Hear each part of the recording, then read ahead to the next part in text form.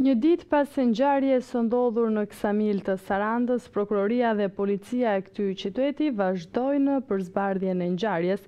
Sipas prokurorisë së Sarandës, ende nuk është verifikuar mjeti i cili ka goditur shtetasen 15 vjeçare nga Rusia.